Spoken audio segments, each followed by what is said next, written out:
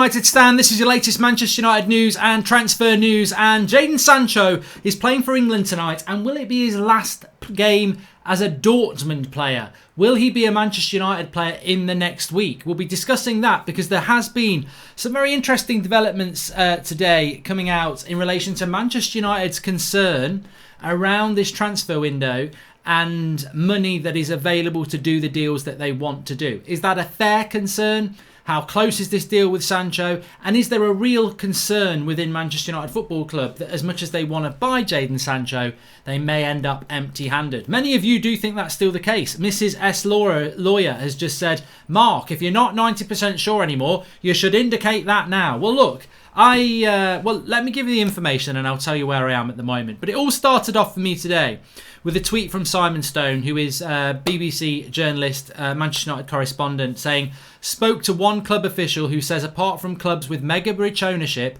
and previously agreed deals, hardly any business being done in the transfer market. Now, that is something that we've spoken about before, and this, I think, is where United's concern comes from, is that, look, I've got no issue with saying Manchester United are losing millions of pounds. It doesn't take a rocket scientist to realise that. We're not getting 75,000 people going to Old Trafford every week, and we didn't have that at the end of the season. We're not going to have it at the start of the season. The footfall around United and revenues is dropping, and we are losing a lot of money. This is very, very true. But what is not true is that it's not just people with rich owners that are spending money. Yes, Chelsea have got a rich owner. Man City have got a rich owner and they have bought players. But only today, Aston Villa are linked with Ollie Watkins for 30-something million pounds. Most clubs are spending around 40 million. If you look at Spurs, you look at Arsenal, who I think will go above that. Not forgetting that they're paying a massive wage to someone like Willian, and they've got Aubameyang's new contract. Most clubs are spending 30 to 40 million. And Manchester United are not most clubs. We've got to be better than that. And to say that, well, you know, it's an excuse not to sign a Sancho, and look, it may end up being an excuse. I'm not saying it won't be, but the only way this deal won't happen is if United walk away.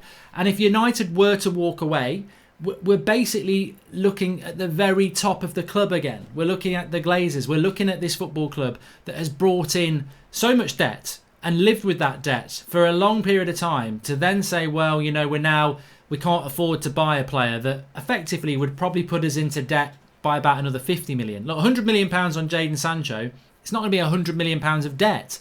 There's an acquisition, there's a profit there from bringing a player like that in and the buzz that it brings. So it's not 100 million pounds of debt, 100 million pound debt to bring in a 100 million pound player. And you know what? Manchester United need to be looking at deals like this. They need to be looking at outlay, because outlay is very important. I mean, look at the club. What was it, last season or the season before, where the game was potentially going to get cancelled because of that big massive leak in the corner of the ground? You know, Manchester United's leaking more than an incontinent cat in a dog factory, and that's the stadium. No, that's not just the transfer news. So we need to.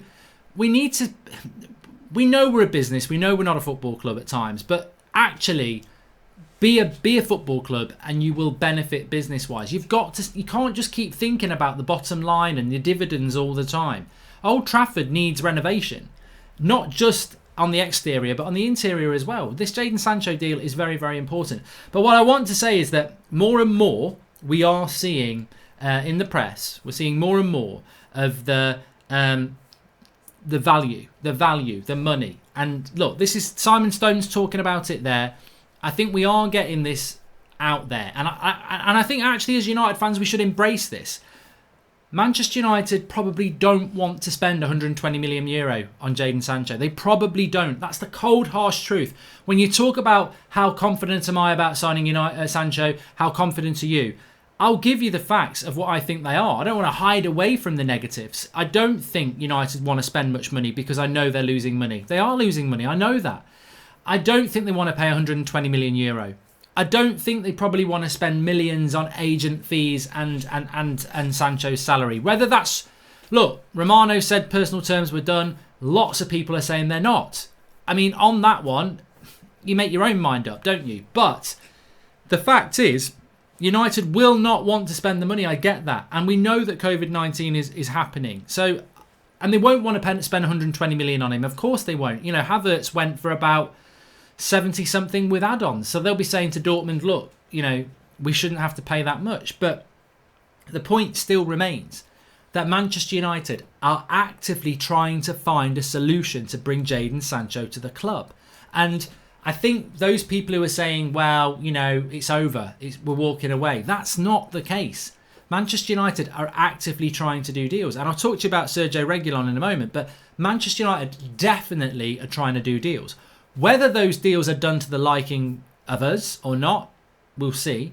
Whether the quality of play, whether they even get brought in, we will see. But they are working on deals. I've got no issue with that. And I accept they don't want to spend £120 million on Jadon Sancho. And I accept that they are losing millions and millions of pounds. But I also would say, as I've said many, many times before, that that's what we're starting to see more and more of with the Simon Stones tweet and other things. We've seen it before. There is this almost testing of the water to see what the reaction is to, well, look, there's not a lot of money, we're losing money, we can't spend that sort of money. And what is the reaction? And I think the reaction is, in the main, well, that may be a very valid excuse, but we are a club that's been in debt for many years, so it doesn't really wash. And I don't think it's nothing to do with Solskjaer, it's nothing to do with, I don't think it's even anything to do with Ed Woodward. I don't think it's anything to do with the club. I think it's to do with the owners. I think it's like, well, look, every club, every business in the world wants to operate properly, but our business has always run on lots of debt. So yes, COVID-19's happened. Yes, lots and lots of businesses are in trouble, but our business has been in trouble for 15 years. That's what I don't know whether I've ever phrased it properly. You can't, in my mind, talking about COVID-19 is totally valid. We're losing millions and millions every week, Manchester United. But we've been doing it for 15 years with the owners that we've got. So it's somewhat, I can't sit here honestly as a United fan and go, yeah, we're losing millions every week from COVID, so we better not buy players, when we've been losing millions and millions for 15 years to the owners. It just doesn't work. And I accept we're losing money from this COVID, but it doesn't work in my mind when I know what the Glazers have taken out of this club and put us into. So, but I also think that, is it a massive outlay to go and spend £100 million on Jadon Sancho? And it's more than that. There's wages attached to that as well. It's going to be interesting. I retain the fact that I'm still 90% sure that we'll sign him. And why do I do that? Rennie Mullenstein has been appointed assistant for the Australian national team. Little bit of golden age United for my national football team, says Josh Sutton. And I hear what you're saying, but you're basing us signing Sancho on Glazers changing their business philosophy. Won't change price, so it won't happen, says Green Grits. Good comment. And where has Saeed got the 16th from? Is he chatting crap, says Aaron. Categorically, totally, Manchester United do not have a date to sign Jadon Sancho. They might have an ideal date. They might say we'd like to do it on that. But can somebody tell me how you can have a date to sign Jadon Sancho when you haven't had a bid accepted with Dortmund and you haven't agreed your terms with Jadon Sancho yet? And that's the story. That's the story from the British press. So, you know, how can you have a date? And we're going to talk about Reguilon in a minute because there is an update on that. But how can you? How can you have a date? I would use the word delay. I would use the word delay for Sergio Reguilon, and I would use the word delay for Jadon Sancho. I purposely cannot put a date on this. I just cannot put a date on when this is going to happen. And I think anybody who does is a liar, because I just don't know when we're going to do this deal, because it feels like we've been working on it for a long time, which can happen with transfers, but it feels like we're not that close to getting it done. And when I said what I've said before about, you know, we're so close we can almost touch it, yeah, but you know what? You can stand next to something for a long period of time, and I think that's basically where we are. We are stuck in this situation where we can advance it very quickly, but we can also not advance for quite a long time. And I don't know. I mean, more and more for me, I know what I've said, but things change. I'm still 90% sure we'll sign Jadon Sancho, but I wouldn't like to give you a percentage. I wouldn't like to say he's going to play against Crystal Palace.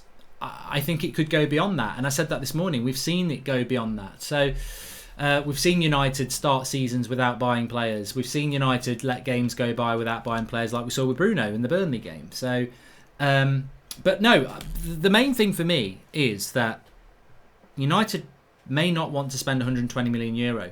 I don't think Dortmund will move on that. So United are going to have to construct something to make it happen.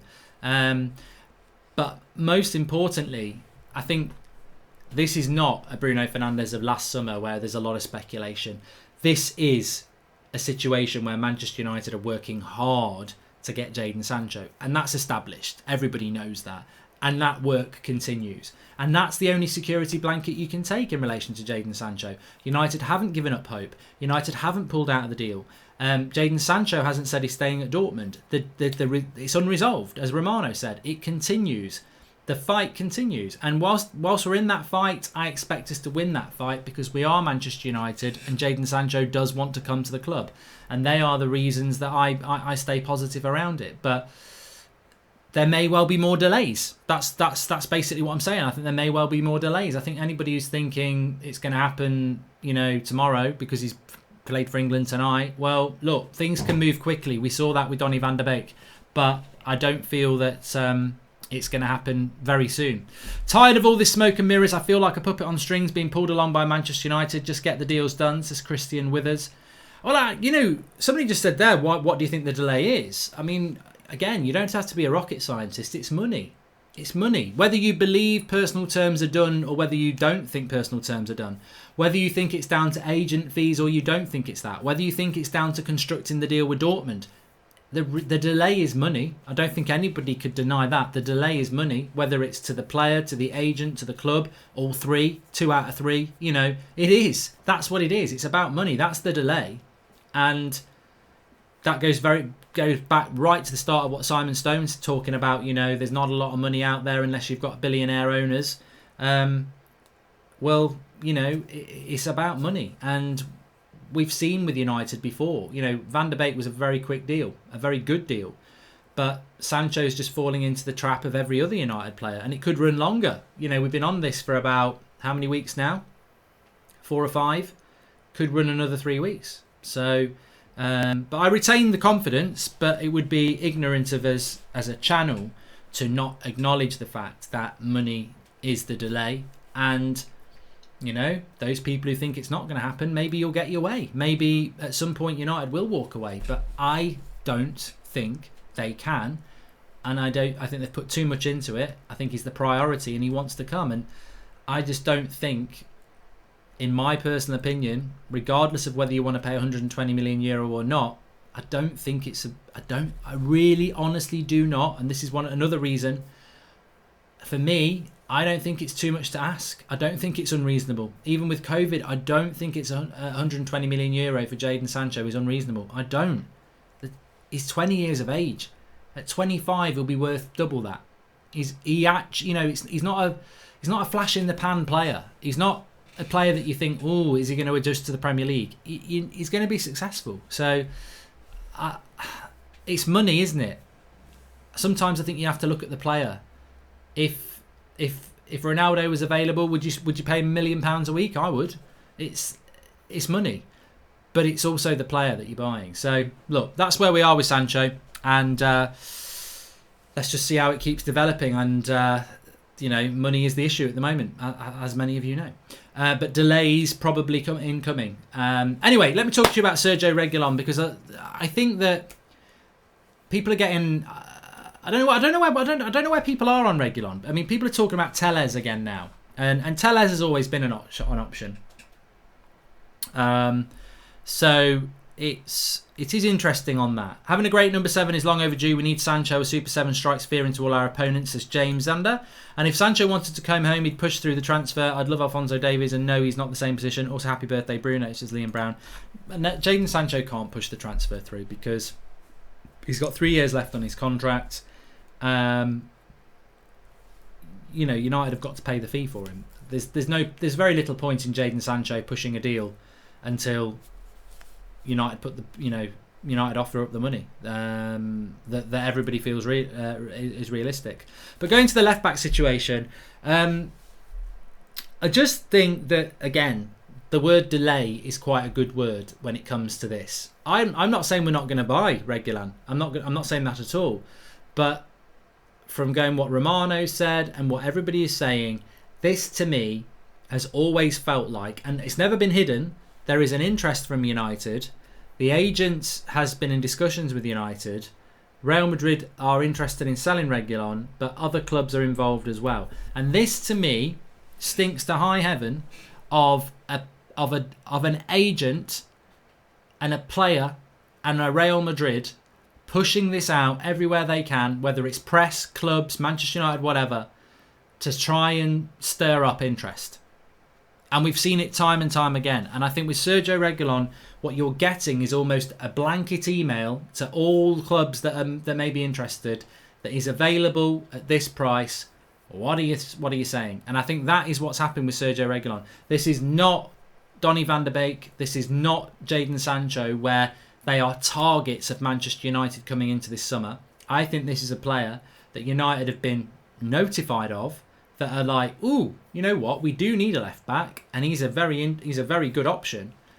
But who else is interested? What are the terms? What are the wages? Is there a buyback clause? And I think that is exactly where we are with Manchester United and Sergio Reguilon. I'm not saying it's not going to happen, but what I'm saying is it's almost like an email shot, you know. And United have gone, oh, we're quite interested in that, but you've got to deal with Real Madrid. You've got to deal with competitors.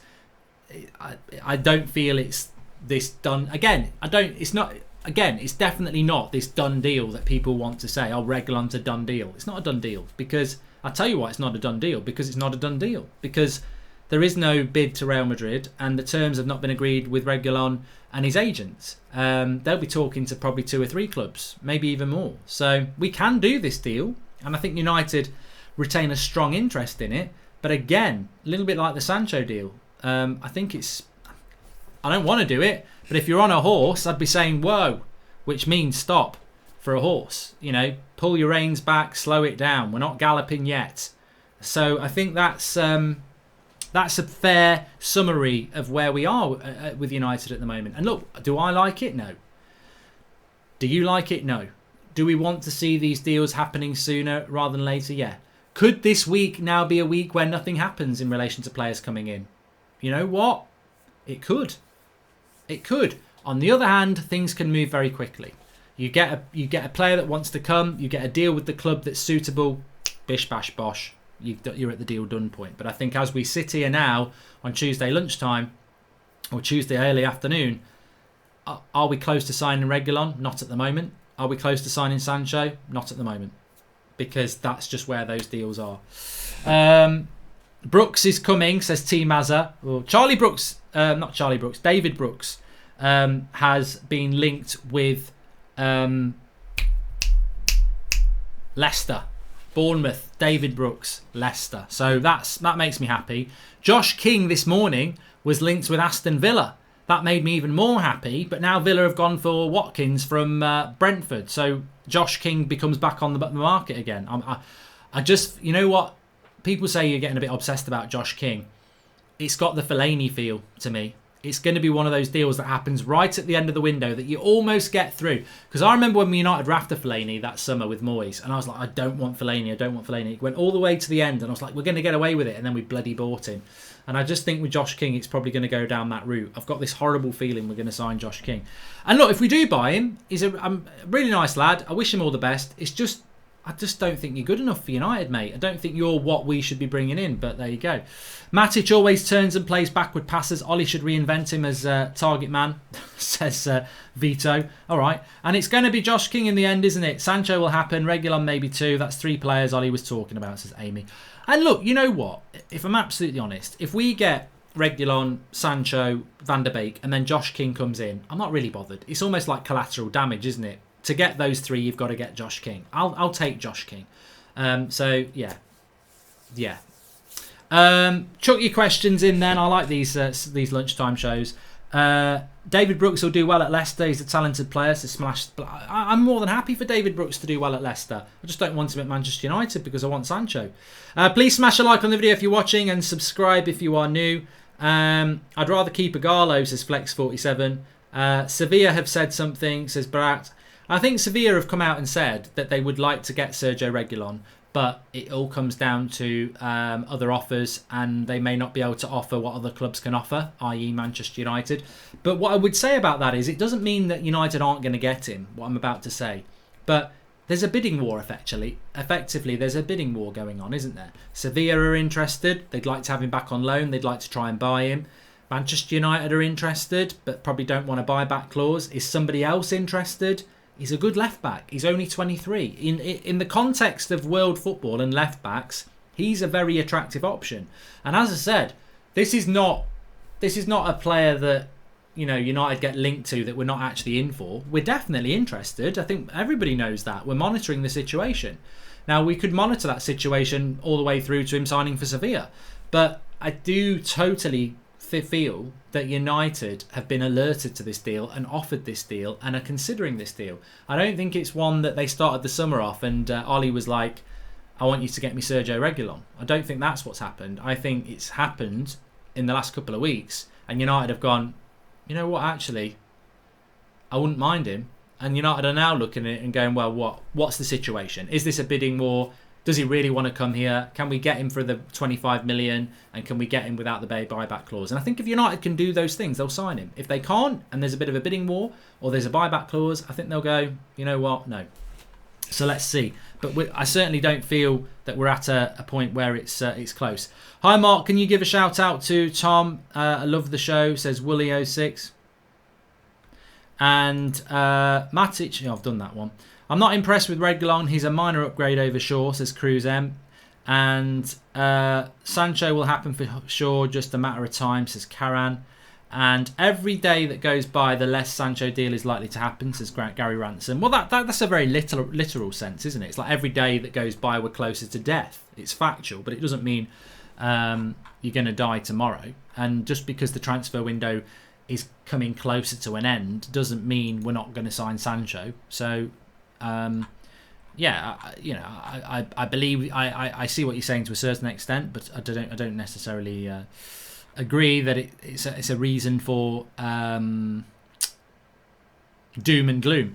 And look, if you are doom and glooming it about Sancho, or you are doom and glooming it about Sergio Reguilon, then you can pretty much take this to the bank. We are monitoring the Reguilon deal. We're not out of it, and on Sancho, we're still working on it. So.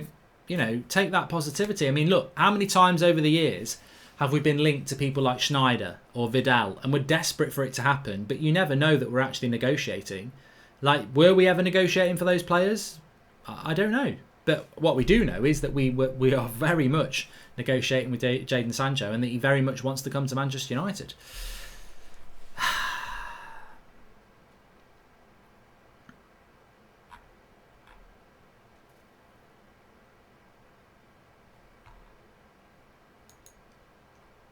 Mason Greenwood's come out, of course, and he's apologised, which is, somebody just said that in the live comments. Well, look, Mason Greenwood's been caught red-handed, hasn't he, in Iceland, and he's back in Manchester now. He's not part of the England team tonight. I'm doing a watch-along tonight at 8 o'clock, by the way, Sancho watch-along on Mark Goldbridge That's Football. So he's come out and apologised, which is the right thing to do. I've moved on from it. I think we've all moved on from it. It was yesterday's story. It's today's chip paper. And we, he said, I'll prove everyone wrong. Wait, he hasn't said that. He said, I'll make sure it doesn't happen again. And just making sure it doesn't happen again, that involves working your arse off and making sure it doesn't happen again, which benefits him and benefits us. So there we go.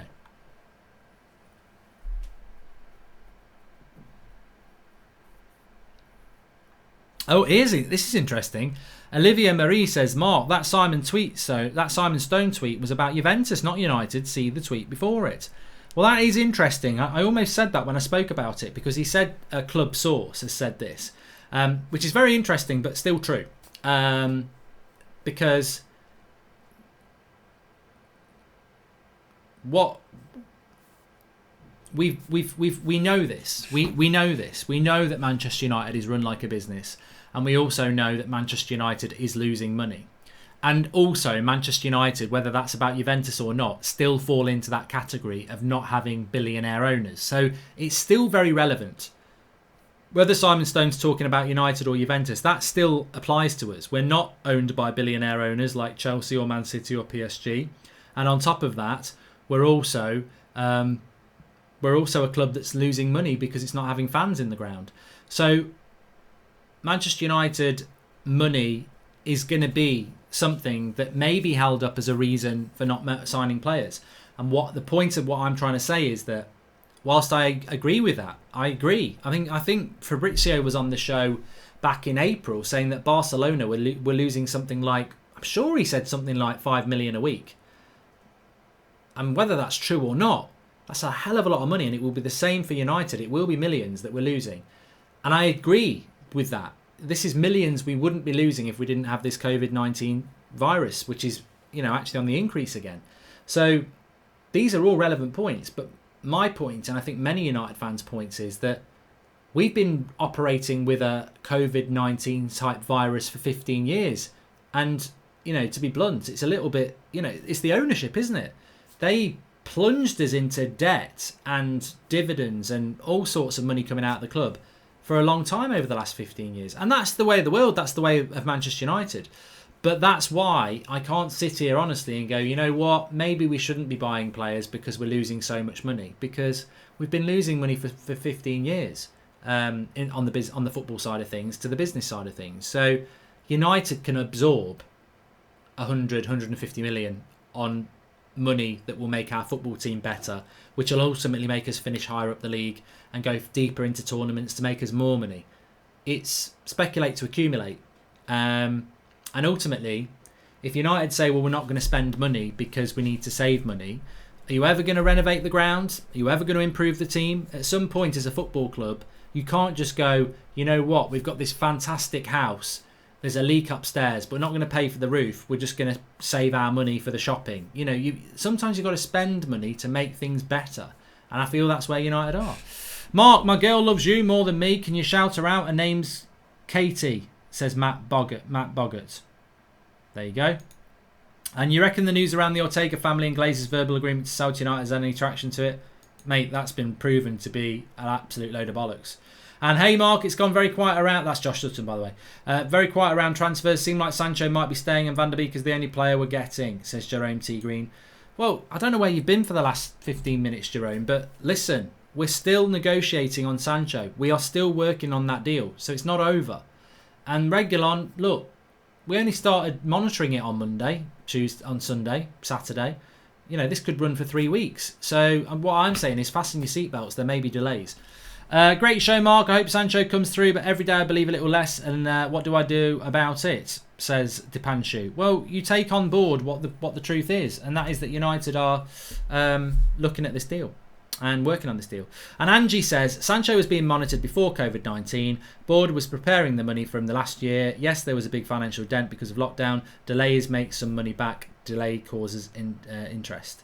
Exactly. And also, you know what? On what Simon Stone said, whether it's about Manchester United or whether it's about Juventus, what he said is nobody's spending money unless they've got billionaire owners or it was deals that had been worked on before COVID-19. And Angie's right. We'd been working on this deal before that. The money had been allocated.